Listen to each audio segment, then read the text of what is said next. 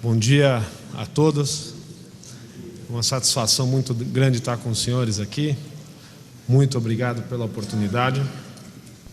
Eu queria, antes de tudo, agradecer bastante a FAEP, agradecer à CNA, a todas as seguradoras, que nos apoiaram. Nós ficamos 5 meses estudando esse mercado de seguro rural. Foi um trabalho bastante intenso. Contamos com o apoio de muita gente. Queria pessoalmente agradecer ao Ministério da Agricultura pela abertura dos dados, pela transparência das informações, sem as quais não teria sido possível construir esse diagnóstico que eu vou tentar apresentar hoje. Nós elaboramos um estudo relativamente grande. Esse estudo já é disponível aí para todo mundo, e eu vou tentar fazer um resumo, seguindo a sequência lógica do trabalho que nós fizemos, tá? O que era fundamentalmente, me parece, o objetivo central desse trabalho é mostrar a relevância do seguro agrícola para o desenvolvimento da agricultura brasileira. Como nós vamos tentar demonstrar, o seguro, na nossa opinião, tem que ser um pilar estruturante aí da agricultura brasileira, assim como outros países do mundo fizeram do seguro rural a base da sua política agrícola. Evidentemente, esse estudo tem uma visão, um papel de natureza retórica, ou seja, de mostrar às outras partes da economia brasileira a relevância do seguro para a agricultura brasileira e, evidentemente, da agricultura brasileira para a economia brasileira. Então, nós organizamos esse estudo numa sequência lógica. Eu vou tentar ser bastante objetivo, mas, evidentemente, a gente parte de mostrar um pouco a importância da agricultura brasileira na economia brasileira. De novo, nós precisamos dialogar com o resto da sociedade para mostrar por que isso é importante. Vou falar rapidamente para isso. Segundo, discutir um pouquinho os riscos que são inerentes à atividade agrícola. Terceiro, a experiência internacional com o seguro agrícola. A gente tentou estudar aí nos diferentes países do mundo o que acontece com o seguro agrícola, só para mostrar alguns casos muito bem sucedidos na construção desse sistema. Quarto, falar um pouquinho da política agrícola brasileira de uma maneira mais macro e depois mergulhar no capítulo 5 no seguro agrícola. Depois nós tentamos estimar os custos das crises agrícolas, quais são os seus efeitos multiplicadores sobre a economia, para avaliar a perda de renda, perda de emprego, perda tributária, decorrente das quebras de safra, dos problemas de renda na agricultura. Depois, um dimensionamento de quanto que nós precisaríamos de recurso para construir um sistema extensivo para toda a agricultura brasileira, qual seria o custo dessa política. E, por fim, quais são as propostas que nós faríamos para que o seguro rural, de fato, constituísse uma coisa de larga escala no Brasil. Então, falando só um pouquinho sobre a agricultura, eu queria, evidentemente, todos nós já conhecemos muito o setor, mas vou fazer 3 pontos que é a essência do argumento de mostrar a importância do nosso setor para o resto da economia. Esse acho que é um gráfico interessante. A gente tenta agrupar 3 características dos principais produtores agrícolas do mundo. Primeiro, quais são as economias que têm um PIB, na bola amarela, superior a $1 trilhão. Na bola vermelha, quais são aqueles países cuja população urbana é superior a 80 milhões de habitantes. Evidentemente, quando eu combino população grande com PIB grande, eu vou ter um consumo doméstico grande. Provavelmente essas agriculturas não são exportadoras, tá certo? Não, porque a economia interna absorve um bom pedaço da produção. A bola azul vai dizer para a gente quais são os países no mundo que têm uma área agrícola superior a 30 milhões de hectares. E aí a gente destacou lá o caso argentino, que tem uma área agrícola grande, mas ao mesmo tempo uma população pequena e um PIB pequeno. Então a cara da agricultura a Argentina é uma agricultura exportadora mais do que de consumo interno. E no meio das bolas fica evidente as maiores agriculturas do mundo. Não é coincidência, Hoje a China e os Estados Unidos como as 2 maiores agriculturas do mundo, produzem na casa, aí, na faixa de 500 milhões de toneladas de alimento, de grãos. A China hoje poderia-se dizer que é maior do que a agricultura americana, porque a China produz mais de 70 milhões de toneladas de carne, os Estados Unidos 40 e poucos milhões de toneladas. Então, talvez a gente possa dizer que a China hoje tem a maior agricultura do mundo, uma área agrícola muito parecida com a dos Estados Unidos, uma área grande, etc. A terceira maior agricultura do mundo é a Índia, produz aí 250 milhões de toneladas de grãos, quase não produz proteína animal. E aí estamos nós lá em quarto lugar, na faixa aí dos 170 milhões de toneladas, produzindo 35 milhões de toneladas de carne, uma agricultura que se posiciona no quarto lugar. E os russos, que teriam um potencial agrícola gigante, num patamar inferior ao nosso, mas com um potencial agrícola muito grande, né? Então, a cara da agricultura brasileira é uma cara curiosa, porque nós temos um mercado doméstico grande e temos um papel no mercado internacional muito grande. Esse gráfico que eu vou tentar mostrar agora é para dizer como é que, do ponto de vista geopolítico, o Brasil virou um país central no abastecimento de um monte de países. E, de fato, embora eu soubesse desses números, eles me surpreenderam pela magnitude deles. Vejam o que aconteceu em 20 anos de história, aí nessa história recente. Eu peguei aqui, pelos dados da OMC, pela classificação da OMC, o saldo ou o déficit agrícola dos países, simplesmente agrícola. E veja que quadro interessante que sai daí. Em 1990, o maior déficit comercial agrícola do mundo já era o Japão, 47 bilhões de dólares de déficit. O Japão é uma renda alta, população grande, área agrícola pequena, é um grande importador de alimentos. E você via já a Coreia surgindo com uma importação, um déficit de 7 bilhões de dólares.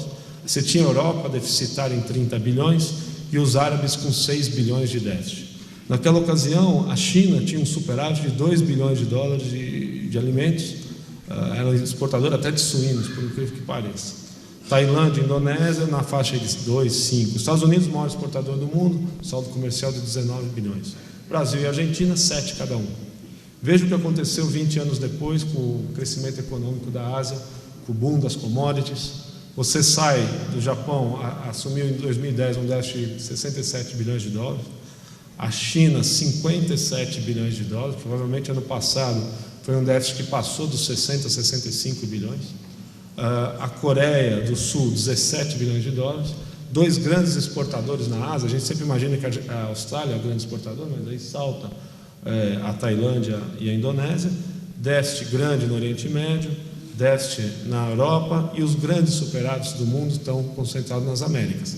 Estados Unidos com 26 bilhões, os argentinos com 30, e nós alcançamos aí o patamar de 60 bilhões de superávit comercial. Então, aqui eu acho que reside um pedaço da conversa brasileira, né? Nós conseguimos construir um sistema que abasteceu o mercado interno de uma maneira extremamente eficiente, e a melhor forma de ver isso é o que aconteceu com os preços dos alimentos nos últimos 30 anos no Brasil. Nós fizemos um estudo junto com a Embrapa, os preços dos alimentos caíram consistentemente durante praticamente 3 décadas no país. Foi a maior contribuição para a distribuição de renda brasileira, na minha opinião, que a agricultura deu. Então, criou um sistema que é grande, que é um pedaço, né, do PIB brasileiro, importante, e vejam vocês, né, fez do Brasil o maior saldo comercial agrícola do mundo. Portanto, proteger a renda, proteger desse setor é, para mim, o elemento chave da nossa conversa aqui.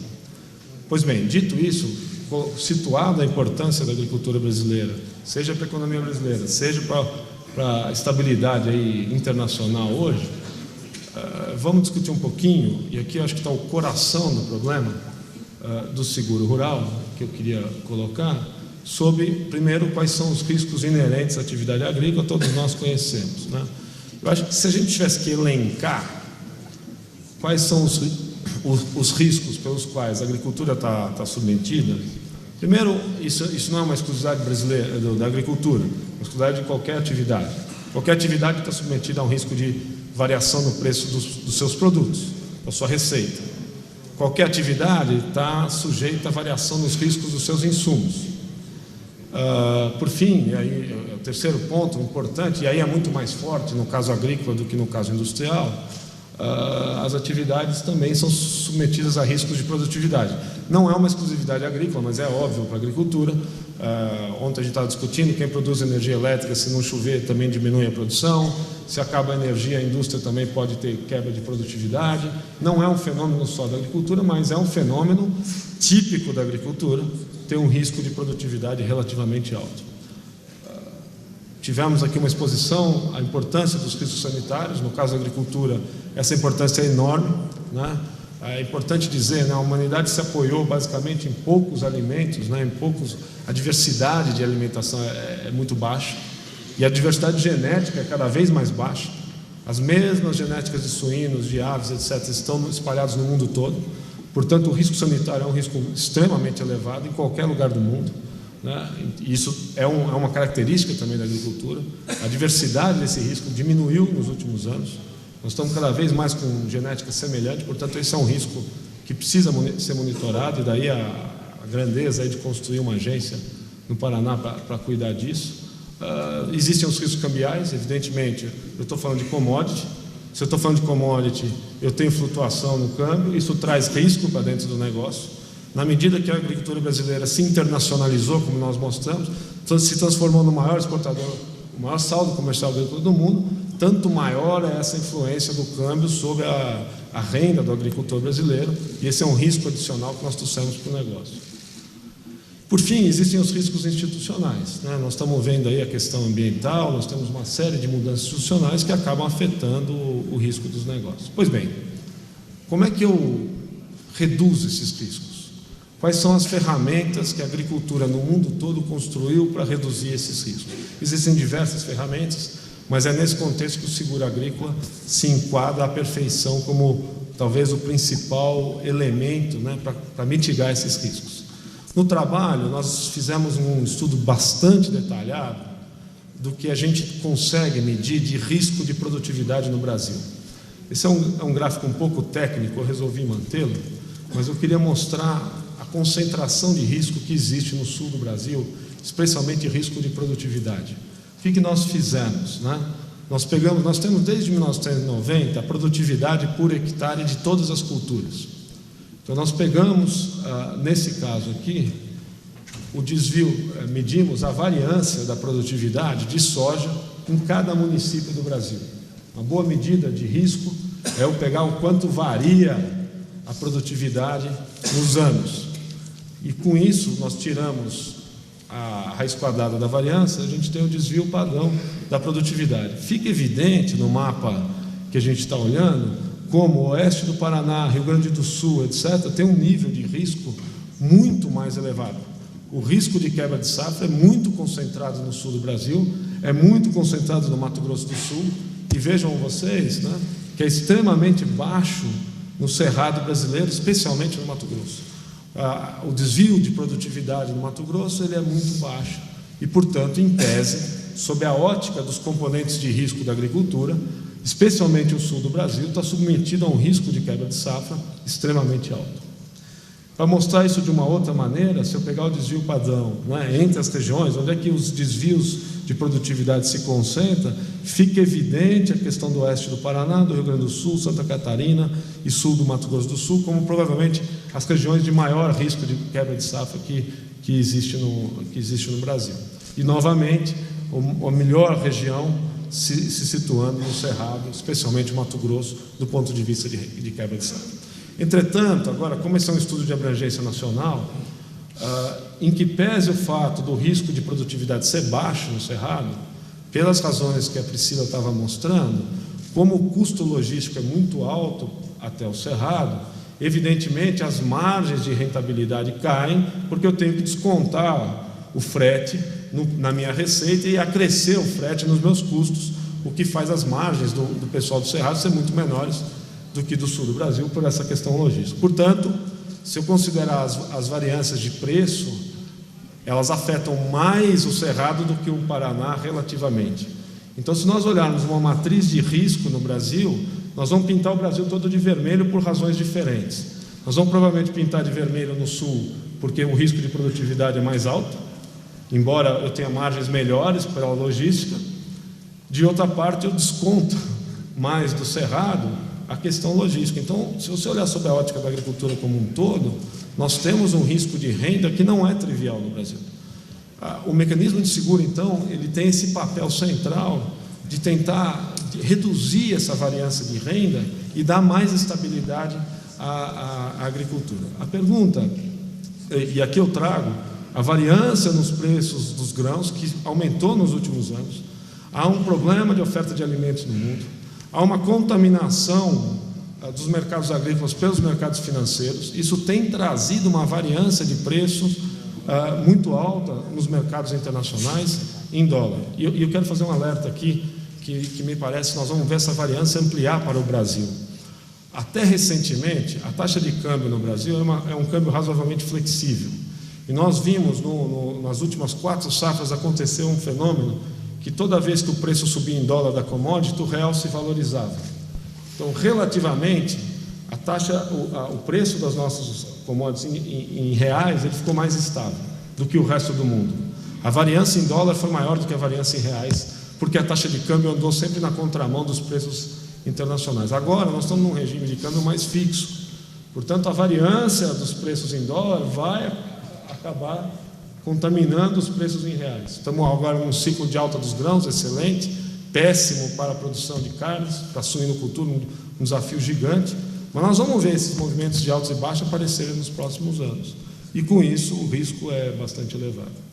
A pergunta que eu queria debater, se vocês me permitirem, aqui é o coração da lógica do porquê que o sistema... Bom, dado isso, quer dizer, nós precisamos construir um sistema de seguro que dê garantia de renda ao produtor. A pergunta relevante é a seguinte: por que em nenhum lugar do mundo você conseguiu desenvolver um sistema de seguro privado de amplo espectro de maneira espontânea, sem que o Estado tenha uma participação efetiva na construção desse processo? E a resposta para isso é que é uma coisa típica, para quem é economista, o jargão do economista, existe uma falha de mercado. É uma falha de mercado que não faz com que esse mercado aconteça espontaneamente. Vamos tentar logicamente entender por que isso acontece. Por que a seguradora enxerga um risco grande demais para entrar no negócio? Um risco que gera uma assimetria muito grande. Primeiro ponto, a agricultura tem uma característica que torna extremamente complexo calcular qual que é a probabilidade de quebra de safra. Como qualquer agricultor sabe, o que faz a minha produtividade é uma combinação de uma diversidade enorme de fatores. Eu dependo do tipo de solo, eu dependo do clima que eu estou, do relevo, da cultura que eu estou trabalhando, dentro de uma cultura, da variedade que eu escolhi, se é super precoce, tardia, concorda comigo? Eu tenho uma gama de, mesmo numa lavoura como soja, que tem tecnologia dominada, eu tenho uma gama de riscos envolvidos. Eu tenho produtores diferentes, capacidades gerenciais diferentes, estoque de máquinas diferentes para eu conseguir atender rápido. Se eu precisar pulverizar correndo por problema de ferrugem, eu preciso estar com... As pessoas têm capacidades diferentes. Portanto, cada um tem sua probabilidade de quebra de safra. Vocês concordam comigo? Não? É muito diferente de eu atribuir a probabilidade de eu ter um infarto com 44 anos. Isso aí eu vou na população, levanto essa informação, eu tenho uma boa aproximação. Então, a primeira coisa fundamental da questão de seguro rural é que é muito difícil medir o risco. Segundo componente, que complica esse cálculo, é que se o sistema de seguro não existe, se ele não tem uma memória, se ele não tem uma história, eu não tenho informações estatísticas que me permitam saber essa probabilidade. Como qualquer seguradora faz em qualquer mercado, qual é a probabilidade de roubar um Gol em Curitiba, no bairro... Isso dá para tirar essa probabilidade, concorda comigo ou não? Qual é a probabilidade de um cara de 18 anos bater o carro? Certo ou não? Enfim, essas estatísticas você consegue ir levantando e vai formando. Agora, se não existe história de estatística, como é que eu faço o preço? Como é que eu avalio o preço? Essa é uma dificuldade muito grande do seguro rural. Terceira característica do seguro rural, que torna ela muito cara, é muito complexo monitorar o seguro. Como é que eu faço o monitoramento? Em que pese que as tecnologias de sensoriamento remoto estão avançando, eu preciso monitorar o andamento da safra. É difícil separar o que é efeito do clima e o que é má-fé. Em todo seguro existe problema de má-fé, não é uma questão, ninguém aqui está criticando ninguém, mas é um fato. Então, como é que eu me defendo disso? Eu preciso monitorar. Imaginem monitorar um país da abrangência do Brasil, a evolução de propriedade e propriedade segurada. Quanto custa isso? Tem que acompanhar esse andamento. Se foi plantado, se não foi plantado, se foi pulverizado no momento correto, se não foi pulverizado no momento correto. Então, há um custo de monitoramento que é superior aos demais seguros. Quarto ponto fundamental, e esse para mim é um ponto central, veja vocês que o seguro rural tem uma característica muito diferente dos demais seguros e que viola um princípio básico do seguro, que é o quê? O risco individual é maior do que o risco coletivo em praticamente todos os seguros. Me explico melhor. Como na agricultura os riscos não são isolados numa determinada região, exemplo, se acontece um fenômeno de seca, ele não vai afetar uma única fazenda, vocês concordam comigo ou não? Ele vai afetar um monte de fazendas. Portanto, do ponto de vista de probabilidade, essas coisas são correlacionadas, elas não são independentes. É completamente independente o fato de eu ter um infarto, outra pessoa ter um infarto, a menos que caia um raio e nós estejamos próximos um do outro, mas espalhados pelo Brasil, essas probabilidades são independentes. No caso da agricultura, essas probabilidades são correlacionadas, elas estão acontecendo juntas. Isso viola um princípio de distribuição de risco sob a ótica da seguradora, está claro isso ou não? Quando eu contrato um seguro de proteger um carro Gol, espalhado pelo Brasil, a probabilidade de roubo, etc., está espalhada por todos os lugares. Eu estou diluindo esse risco. Portanto, o risco coletivo é menor do que o risco individual. Está claro isso ou não? Porque eu estou somando riscos separados. Quando eu estou protegendo um agricultor, eu estou com riscos, na verdade, correlacionados com vários outros. Então, quando acontece um evento, ele é um evento que há uma pancada. Ele acontece simultaneamente. Isso viola um princípio de estabilidade e, portanto, do ponto de vista privado, as seguradoras enxergam um risco muito alto para entrar nesse negócio, corretamente avaliado. Quinto ponto, que eu já mencionei, quando acontecem esses eventos generalizados, ou seja, um evento catástrofe, imagina o custo para eu fazer laudo em evento catástrofe. Eu preciso correr inúmeras fazendas simultaneamente. O que isso exige? Exige, não sei se vocês concordam comigo, vamos pensar sobre a ótica, nós somos donos de uma seguradora.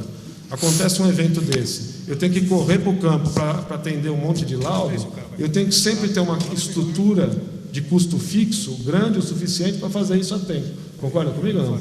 Em outras palavras, eu sempre vou ter gente ociosa em um bom pedaço de tempo. Está claro ou não? Os custos para eu manter uma estrutura dessa permanentemente pronta para fazer alguma intervenção quando preciso, torna o custo da seguradora muito alto. Pois bem, qual é o problema disso?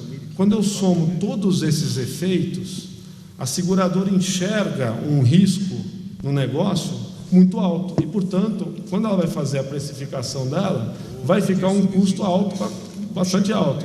Sob a ótica do produtor, não compensa tomar esse seguro. E aí você cria um ciclo vicioso, que eu batizei aí do ciclo vicioso da pobreza. Ou seja, você cobra alto, ninguém entra, se ninguém entra, o que acontece? Eu não consigo diluir meu risco. Porque para que a seguradora tenha retorno, ela precisa ter uma carteira diluída entre culturas e entre regiões. Vocês concordam comigo ou não? Eu tenho que ter meu risco diluído aqui do Paraná, com o Rio Grande do Sul, com Mato Grosso, então eu tenho que ter uma carteira grande que abranja o país inteiro. Senão eu não consigo diluir o risco. Aí sim, minha percepção de risco cai e eu posso cobrar menos pelo seguro.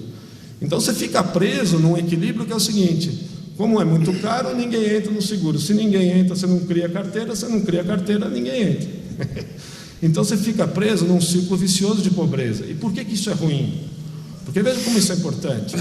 Na medida que você pega as regiões de alto risco, como existe no Paraná, tá certo? Ou no Rio Grande do Sul, você cria esse ciclo vicioso de pobreza, que é o quê? Vem a quebra de safra inexoravelmente, porque ela vai acontecer cedo ou tarde. O produtor perde renda. Na medida que ele perde renda, ele se descapitaliza, se endivida. Se ele se endivida, ele não pode investir em tecnologia, portanto a produtividade dele cai, tá certo ou não? Caindo a produtividade, ele vai ter outro ano de quebra de safra e ele não sai desse ciclo vicioso. Então, o seguro teria o papel social muito positivo de equilibrar a renda no momento de quebra de safra e você seguir um caminho de elevação de produtividade e, portanto, de redução do risco de quebra. Na medida que o sistema de seguro vai se firmando, você vai criando um ciclo virtuoso. Qual que é o ciclo virtuoso que se cria? Né? Eu aumento a carteira, conforme aumento a carteira, o risco percebido pela seguradora cai. Vocês concordam comigo ou não? Na medida que ela percebe um risco menor, ela começa a baixar o custo do seguro, tem mais gente aderindo ao seguro, porque eu estou abaixando o custo, tá certo ou não? E eu crio um ciclo virtuoso que você vai construindo uma carteira, e a hora que você acorda, a agricultura brasileira estaria protegida. Foi exatamente o que aconteceu nos Estados Unidos, pessoal. Vou mostrar os números para vocês. Levou décadas para construir esse sistema, porque você precisa persistentemente ir ampliando, diluindo o risco, tanto da seguradora quanto dos produtores percebendo o preço e construindo um caminho de expansão. Né? Então, para usar um jargão de economista, vocês me perdoem, ser um pouquinho, usar um pouco que os economistas...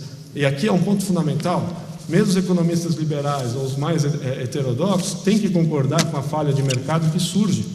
O que eu quero dizer? Se você deixar o mercado espontaneamente, o ótimo privado, o quanto o setor privado vai proteger de risco, é inferior ao ótimo social por esses problemas inerentes ao seguro agrícola. Com isso, você cria um equilíbrio pobre, digamos assim, pouca proteção, muito risco, não protegido, quanto que o que você quer é construir um sistema com grande proteção e baixo risco. É aí que surge o papel do setor público e foi muito interessante estudar as experiências internacionais com o seguro rural. Eu vou ser muito rápido, muito breve nisso. Eu acho que existem N referências, nós gostamos demais da referência, para quem quiser ler um pouco mais sobre o assunto, que o Vitor Ozaki, professor da Exalc, também desenvolveu na tese dele. Tem uma ampla gama no mundo todo, né? Tem diferentes sistemas. Eu diria que os maiores sistemas de seguro hoje, das agriculturas grandes que eu vinha mencionando, são dos Estados Unidos e da Índia, como larga escala de agricultura e larga escala de proteção. E vejam, senhores, o seguinte, no caso americano, só vou pontuar duas coisas, os americanos montaram um programa de seguro que hoje subvenciona o custo fixo da seguradora e subvenciona o prêmio que o produtor paga. Faz as duas coisas, reconhecendo que é um custo alto de gestão de um sistema complexo e que custa caro. Você precisa baixar o custo para o produtor para que ele consiga aderir ao seguro e ampliar. Mas vejam vocês o que a agricultura americana fez. Hoje são quase 110 milhões de hectares protegidos por seguro nos Estados Unidos. Eu queria chamar a atenção que esse é um dos pontos mais importantes da estratégia americana de agricultura. Os americanos foram saindo progressivamente da política de preços mínimos de carrego de estoque pelo setor público e foram entrando numa política de seguro para dar estabilidade de renda ao longo prazo. É muito maior o programa, eles direcionaram a política agrícola na direção de setor privado carrega os estoques e nós vamos montar um sistema de seguro junto com o setor público. Primeira observação relevante, né, levou décadas para construir isso aí. Foram anos e anos batendo, aprendendo, fazendo e persistindo. Você não constrói um sistema desse sem persistir. A política pública tem que ser consistente. Por quê? Porque eu preciso apoiar um ano, aí a carteira cresce, o custo cai, eu tenho mais adesão, tá certo? Não, apoio de novo, a carteira cresce, eu tenho mais adesão, e aí eu vou construindo um pacote robusto de seguro que dá consistência no tempo, né? Então, eu queria tirar da experiência internacional 3 observações fundamentais. A construção de um sistema amplo e robusto de seguro levou décadas em todos os países que tiveram sucesso em construir um seguro rural. Segundo, você tem que ter persistência, estabilidade e regra. E eu vou tentar mostrar que, lamentavelmente, a gente não tem cumprido isso a contento no Brasil, tá certo? E terceiro, né, os sistemas de sucesso foram parcerias entre o setor público e o setor privado. Qual é a lógica aqui? Evidentemente, pela complexidade da agricultura, pela ramificação da agricultura, pela agilidade que você precisa para operar o seguro, você tem que ter um pé privado para fazer isso. Então, os sistemas que deram certo no mundo são uma combinação inteligente entre o setor público e o setor privado. Não adianta imaginar que você vai conseguir construir um setor público com eficiência e rapidez e agilidade e especificidade. De novo, cada região tem sua probabilidade de quebra, tem suas culturas, tem suas especificidades que precisam ser contempladas, senão não faz sentido o seguro. Isso aqui não é um problema federal, é um problema municipal. Como é que fica, então, a política agrícola nesse contexto brasileiro? Eu diria assim, a política agrícola brasileira está apoiada em 3 pilares, com pesos completamente diferentes entre esses 3 pilares, se você for ser frio. Primeiro, o crédito rural. É disparado o maior programa nosso. Na verdade, se a gente for ser frio, a política agrícola brasileira hoje está sentada em cima do crédito rural, se a gente for ser frio.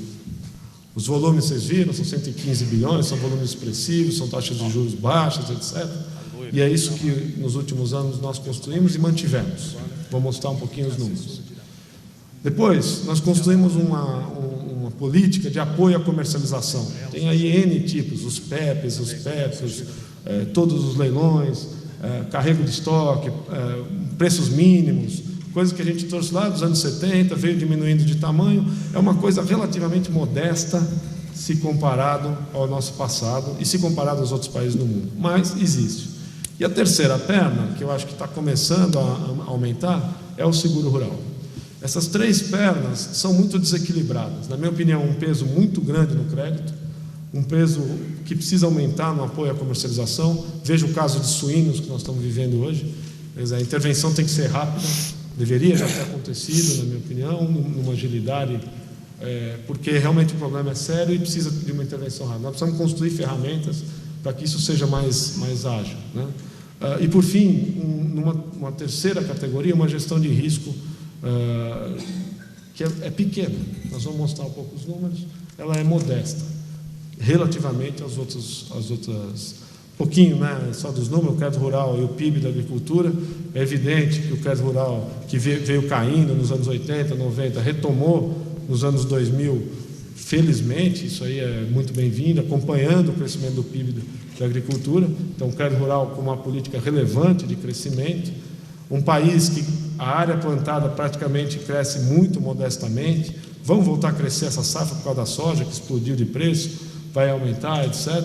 Mas a gente nota que a produtividade aumentou bastante, enquanto a área ficou mais ou menos estável. O que eu quero dizer com isso? Dá para a gente montar uma estrutura de seguro mais rápida, né? Num sistema que está mais ou menos estabilizado em termos de área plantada, tá certo? Quando a gente olha o PIB da agropecuária e, de novo, e o crédito rural, você nota claramente uma correlação positiva entre essas 2 variáveis. Quando a gente olha todos os programas de garantia de preço mínimo, fretes, opções, PEPs, EGFs, PEPs, AGFs, nós estamos falando aí de R$1,5 bilhão de reais, que é um volume relativamente pequeno, se você comparar com qualquer outra agricultura aí do mundo, tá? Bom, nós então desenvolvemos um sistema de seguro para pequena produção, para o agro, né, para produtores menores. Esse sistema hoje tem uma adesão ao redor aí de 700 mil, 600 mil, se eu somar as duas, para o agro mais e para o agro, chega a 700 mil contratos, né?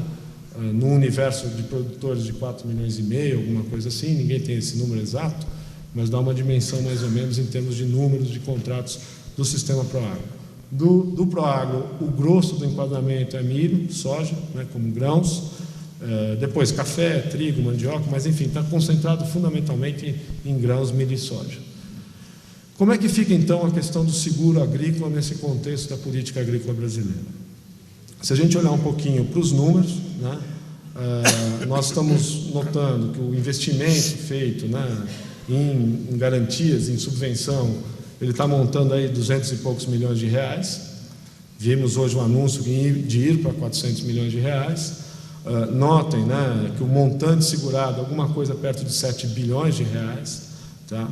E uma área que está chegando aí a 5 milhões e 600 mil hectares que estão sob seguro, subvencionados por esse programa, tá? Os produtores atendidos, 40 mil produtores e um valor médio aí de 6 milhões. Tá? Então, tem os dados detalhados no trabalho. Como é que fica o estado do Paraná nesse contexto? O Paraná é líder em número de operações, é o estado hoje, eu diria, mais protegido por esse programa, certo? Em termos de participação. É muito interessante perceber essa agilidade, né, que o estado tem demonstrado. tem uma área segurada importante relativamente ao resto do Brasil. Como é que fica, né, esse contexto de um modo mais geral? 71% do seguro, né, da subvenção do seguro tem sido feito na região sul. Veja que há uma correlação muito forte com o problema de clima que existe, tá certo? E o Sudeste com 18%. O resto do Brasil, uma participação bem menor, especialmente tomando aqui o caso do Nordeste, que é uma região de alto risco, muito baixa a participação. Se nós somarmos o seguro agrícola com o Proagro e o Proagro Mais, e mais a garantia de safra, nós estamos basicamente cobrindo no Brasil 18% da área total plantada no país, tá? Sob todas as categorias de seguro, o Proagro e a questão de subvenção ao prêmio do seguro, tá? Então nós estamos falando aí de um volume ainda pequeno perto de outros países. Agora, o que tem sido uma constante, e esse é o maior motivo de preocupação nossa, é que se a gente pegar o que era planejado pelo governo federal de subvenção, né, que era previsto no plano trienal, era uma ampliação desses limites, desses volumes de subvenção para 680 milhões de reais. O valor orçado, vocês podem ver na coluna verde intermediária, que você teria um orçamento aí da ordem de 400 milhões, mas o valor efetivamente despendido está na faixa aí de 160 milhões. Então, a gente tem observado nos últimos anos que, embora exista o recurso, ele é inferior ao que era planejado e é inferior ao orçado. Isso é um fenômeno que vem aparecendo no orçamento federal, e com uma outra característica que é ruim para o sistema, é atraso no pagamento da subvenção. Além de entregar menos, entrega atrasada. Evidentemente, isso é um problema para as seguradoras, porque a seguradora, na hora que ela faz o custo do seguro para calcular o prêmio, quando não entra o recurso, ela tem que tomar isso a mercado, pagar juro, e, portanto, ela já está correndo prejuízo perto do valor que ela tinha calculado para o prêmio. Então, a gente nota que nos últimos anos, embora a intenção fosse de expandir o programa, na prática nós estamos estacionados aí em patamares de 160, 170 milhões de reais de subvenção, e notem vocês que isso é um valor relativamente modesto perto do tamanho do que se fala de crédito rural no Brasil, né? Existem exemplos, aqui é só para ressaltar, o estudo mostra vários estados, né, várias cidades, existem, e o conceito que a gente queria passar aqui é o seguinte: o seguro, o problema mais sério vai se dar no município, concorda comigo? Não se quebra a safra. É lá que a economia vai sentir o baque de uma maneira mais agressiva. Portanto, existem exemplos no Brasil muito interessantes em que os estados apoiam o sistema de seguro e as cidades criaram sistemas de seguro muito interessantes, né? Então, eu acho que o caso maior hoje no Brasil é o estado de São Paulo, é o mais antigo, é o mais consistente no apoio à subvenção. É um programa que, se sobra recurso não empenhado no ano, ele acumula para o próximo ano, ele tem uma longevidade grande e é um apoio grande. A gente começou a ver isso em Minas Gerais e no Paraná, né, como um apoio estadual à subvenção, complementando as verbas federais, que acho que isso é uma visão muito interessante. Santa Catarina também começou. Nós estudamos um caso aí de Itatiba, uma região produtora de caqui, tem um risco muito alto de quebra de safra, a economia depende disso. O município criou um fundo de apoio à subvenção ao seguro, deu uma bela melhorada são ideias regionalizadas que complementam a verba estadual e complementam a verba federal no sentido de dar esse dinamismo para o mercado seguro. Existem vários casos de fundos mútuos, a Associação dos Fumicultores tem um sistema próprio também para cobrir isso, a cooperativa de Batavo tem para granizo, enfim, é para mostrar um pouco que se soma, né? Na verdade, isso é um processo muito positivo de desenvolver nas diferentes esferas de governo um apoio ao sistema de seguro. Pois bem, quanto custa isso? Quanto custa quebrar a safra para a economia? Como é que isso se espalha? Nós tentamos dimensionar um pouco isso sob diferentes óticas. Eu vou mostrar só alguns números aqui de maneira resumida, mas basicamente é o seguinte: qual foi a ferramental que nós usamos para avaliar o impacto de uma quebra de safra na agricultura sobre o resto da economia? Existe uma ferramenta em economia que é a matriz insumo-produto. O que é a matriz insumo-produto? Grosso modo, ela basicamente constrói uma matriz das relações entre os diferentes setores da economia. Exemplo, quanto que a agricultura compra de fertilizantes? Por outro lado, quanto o setor de fertilizantes compra do setor químico? Tá certo ou não? Quanto a agricultura compra de máquinas? Quanto que o setor de máquinas compra de aço? E assim sucessivamente, você vê a malha de produção da sua economia traduzida num conjunto de coeficientes que relacionam os setores, né, de produção aos seus insumos. Então, você tem uma malha que comunica a economia toda. Qual é a beleza desse ferramental? Se eu der o choque num setor, eu consigo ver como é que ele se propaga para o resto da economia, seja para frente, seja para trás, e como é que isso impacta emprego e renda na economia como um todo. Felizmente, nos últimos anos, diversos pesquisadores foram construindo essas matrizes. O Brasil é um país que tem muito boas matrizes. O Paraná tem excelentes pesquisadores. Tem uma matriz para o estado do Paraná e foi ela que nós usamos para tentar dimensionar um pouco essas coisas, tá? Então, agradeço aqui todos os economistas que desenvolveram durante mais de 20 anos essas matrizes que nos permitiram fazer esses cálculos. Então, basicamente, a gente pegou, né, todas as relações entre a produção, insumos, distribuição, processamento e a gente deu uma olhada como é que isso impacta a economia. Trouxe aqui o efeito multiplicador para o estado do Paraná. Se você tiver uma perda aí de um desvio padrão, que são mais ou menos no Paraná 400 quilos de soja, por exemplo, né, você perderia aí quase 33 mil postos de trabalho. Isso aí, uma quebra média do estado de 400 quilos. Tá certo? Isso daí dá quase 1 bilhão no valor bruto da produção de tombo, tá certo? E 500 milhões de perda de renda, né, para os trabalhadores como consequência desse multiplicador simplesmente da soja. Se você somar todas as outras lavouras, você tem um componente que se espalha pelo mercado como um todo. Nós puxamos aí, o Pedro ajudou a puxar, tá certo? Qual foi o efeito da última quebra de safra? Um exemplo aqui, venda de máquinas que aconteceu no Paraná em 2005 e 2006, fica evidente a queda de venda, e isso se multiplica para a economia toda da cidade, da região, etc., gerando um efeito bastante deletério para todo mundo. É isso que a renda... Veja, isso é um ponto importante. O seguro rural não vai trazer de volta a soja que quebrou, tá certo? O que o seguro rural vai fazer? Ele vai preservar a renda do produtor, que na safra seguinte vai plantar, e que vai evitar que isso caia de uma maneira que deve anos para você recuperar. Então, o Agi estava mencionando hoje, quer dizer, o estado do Paraná tomou um tombo feio de safra nesse ano, mas como é o estado mais protegido, vocês viram os números, a turma vai plantar tudo de novo. Então, esse é um efeito muito caro, né, para a economia como um todo. Nós queríamos tentar, enfim, de novo, esse trabalho tem um efeito retórico também para dialogar com não só... É evidente que o Ministério da Agricultura tem essa visão, mas a gente precisa dialogar com os outros ministérios que são donos do dinheiro, né, para mostrar que, veja, a hora que quebra a safra, eu perco renda e perco tributo. Concordam comigo ou não? Quanto que eu perco de tributo com uma quebra que se perpetua? As matrizes são produtos nossos, não tem tributação. É muito difícil pôr tributação na matriz insumo produto. Então, a gente adotou uma estratégia econométrica diferente. O que a gente fez? Nós decompomos o PIB agrícola. Aí, por que a gente decompôs? Queria saber quanto que a soja afeta o PIB agropecuário brasileiro. Tudo bem ou não? Porque aí eu dou uma quebra de safra, eu vejo quanto isso afeta no PIB agropecuário. Dado que afetou no PIB agropecuário, eu jogo quanto isso afeta o PIB total da economia. Tudo bem ou não? Quebrou a safra, como é que isso vai afetar o PIB total?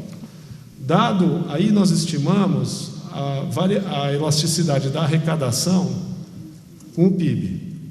Isso aí o Sérgio Vale, que é economista-chefe lá da MB, estimou lá quanto que você tem uma relação entre PIB e arrecadação de todas as esferas de governo. E então eu consigo, dado uma quebra de safra, qual que é o multiplicador que me leva à perda de arrecadação? Tudo bem, pessoal? Beleza? Então qual foi a conta que a gente fez? Se eu fizer uma simulação de 10% todas as commodities de quebra de safra, no caso da soja, isso geraria 1 bi e 600 milhões de perda de arrecadação. E se você olhar do ponto de vista de todas as lavouras somadas, mais ou menos uns 5 bilhões você perderia de arrecadação pelo simples efeito de uma quebra de 10% na safra. E a gente sabe que em muitas regiões a safra cai 30%, 40%, os efeitos regionalizados são muito maiores. Pois bem, quanto é que eu preciso de renda para subvencionar um programa que atingisse todo o Brasil? Quanto eu preciso de recursos, empenhar de recursos? Primeiro, vamos olhar um pouquinho o que seria a necessidade de recursos, né? Quantos hectares nós estamos falando? Se eu quisesse proteger uns 60 milhões de hectares que estão fora de Proagro, etc., quiser subvencionar para ter proteção no Brasil inteiro, para todas as culturas, evidente que isso é um caso exagerado, um caso extremo, só para dar o caso mais extremo de todos, tá certo? Aqui tem uma ideia um pouco como é que está distribuído, né, para diferentes modos. O estudo é bem detalhado, viu, pessoal? Eu estou aqui resumindo de uma maneira bastante objetiva. Nós chegamos à seguinte proposição: se tivesse que montar um programa de seguro que atendesse 100% da área plantada no Brasil e que fosse subvencionado metade do prêmio, está certo ou não? Você precisaria de 4 bilhões de reais, que esse é o caso mais extremo. Evidentemente que ninguém imagina que você vai fazer seguro para 100% da área, etc, etc, mas dá uma dimensão de quanto é que custa mais ou menos isso. Prêmio atual. Quais são os prêmios atuais? Pegando os prêmios atuais. Evidentemente, tem aquele componente que a gente estava falando. Na medida que o tempo for passando e essa estrutura vai aumentando, é óbvio que o risco tá certo? O prêmio vai caindo no tempo e você consegue diminuir isso. Então, é uma dimensão de grandeza, uma ordem de grandeza, que era uma preocupação nossa. E veja vocês a desproporção entre 115 bilhões de recursos de crédito, tá certo? E o que você necessitaria, e ninguém está imaginando um volume desse dinheiro, até porque leva tempo para construir isso. Quer dizer, se amanhã tivesse esse recurso, você não constrói de um dia para a noite. Isso tem que ser feito década, talvez mais do que isso. Tá? Então, com essa base, quais são as considerações, as propostas que o nosso estado traz? Primeiro, só 2 considerações para mostrar um pouquinho. Esse é um mapa de anamorfose que eu acho super interessante. Quer dizer, qual que é o mapa mundial de acordo com a produção de alimentos e o mapa mundial de acordo com o seguro. Veja vocês que os Estados Unidos, né, tem uma cara curiosa. Ele protege muito mais, né, proporcionalmente. Veja o Brasil, América Latina, e o mercado de seguro extremamente incipiente. Então, realmente, nós estamos fora do contexto, né, mais geral. Tá? Então, com isso, quais são as propostas que a gente queria trazer para a mesa para dialogar com o governo federal e evidentemente, de novo, né, com quem comanda, né, a parte financeira, orçamentária. Primeiro, você tem que ter uma previsibilidade e estabilidade do plano. Ele tem que ter, no mínimo, 5 anos de números e cumprir o orçamento a tempo e nos volumes, porque aí todo mundo se programa para essa direção. Porque não adianta anunciar, o dinheiro não sai atrasado, aí ninguém mais entra nesse jogo, porque o risco fica muito alto. Segundo aspecto, precisamos criar um banco de dados que tenha história, memória, que a gente unifique, né, essas informações, para que a gente possa realmente calcular a probabilidade de cada produtor e cobrar o preço adequado àquela probabilidade. Porque se eu desconheço, eu vou cobrar mais caro. Concorda comigo, não? Se eu cobro mais caro, eu não tomo. Aí eu fico naquela sinuca de bico que nós já mencionamos. Então, precisamos desenvolver esse banco, é um trabalho grande, etc. Criar uma comissão entre o setor privado e o setor público de acompanhamento do programa de seguro. Que seja uma coisa transparente, que seja uma coisa aberta e que você possa ter um diálogo que vá construindo esse caminho, né? O quarto ponto, deixa eu tomar cuidado aqui, a forma que eu fui um pouco infeliz em Brasília quando eu falei, mas é tornar obrigatório o uso do seguro, mas com a seguinte lógica, né? Quem tiver seguro tem um juro de crédito mais baixo. Está claro isso ou não? Dado que ele vai ter um risco menor, ele pode ter um crédito mais baixo. Construir um mecanismo proativo de incentivo, de assegurar mais, e é bom para todo mundo, tá certo? Quinto, né, criar benefícios para quem tiver subvenção, tipo o programa ABC, quer dizer, quem tiver andando tudo em linha, com uma questão ambiental, etc. Enfim, estruturar um sistema de incentivos que permita que estimule aderir mais ao seguro, tá certo? Sexto ponto, negociar com estados e municípios, de novo, esse é um trabalho de âmbito nacional, para que a gente consiga que essas diferentes esferas participem também e levem em conta as especificidades de cada cidade, de cada município, do que atua. O caso de Itatiba com Caqui é uma cultura super específica, mas extremamente importante para o município. Isso precisa ser construído junto. Sétimo ponto, levar em consideração no programa nacional as especificidades regionais. O risco é regional, ele é especializado, isso tem que entrar numa matriz mais ampla. O Ministério da Agricultura está trabalhando nessa direção junto com a Embrapa, de criar contas regionalizadas, vamos dizer assim. E uma vez estabelecido esse programa, ter um fundo de reparação das seguradoras, ou chamado fundo catástrofe, para, no caso extremo de um evento generalizado, você ter um socorro de um fundo que tenha âmbito nacional. Acho que com esses 8 pontos a gente consegue construir, seguir na direção de uma estrutura de seguro rural que contemple, que cresça, que amplie e que garanta a renda de uma maneira mais consistente, sem as flutuações que a gente está enxergando. Não me parece, sem a luz de tudo que a gente estudou, não me parece difícil fazer, me parece só que a gente tem que ser consistente, tem que atravessar governos, sabe?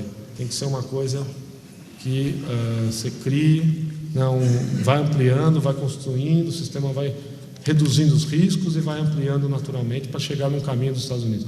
Nós não podemos ter ilusão. Nós começamos isso em 2005, praticamente, a subvenção era muito pequena, seguimos uma trajetória de expansão maior, caímos, na verdade, estamos parados aí nos 160, 170 milhões de reais, com muito problema de atraso, etc.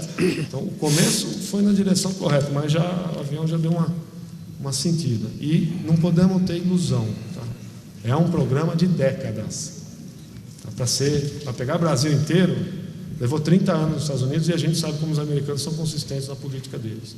Tá certo? Não é à toa, demora mesmo, está construindo. Mas depois que também se estabeleceu, aí nós vamos voar bonito. Tudo bem? Muito obrigado.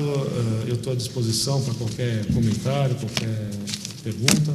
Mas, mais uma vez, muito obrigado à FAEP pela oportunidade, pelo trabalho muito estimulante para a gente, a CNA e a todas as seguradoras que nos apoiaram também nesse estudo. Obrigado.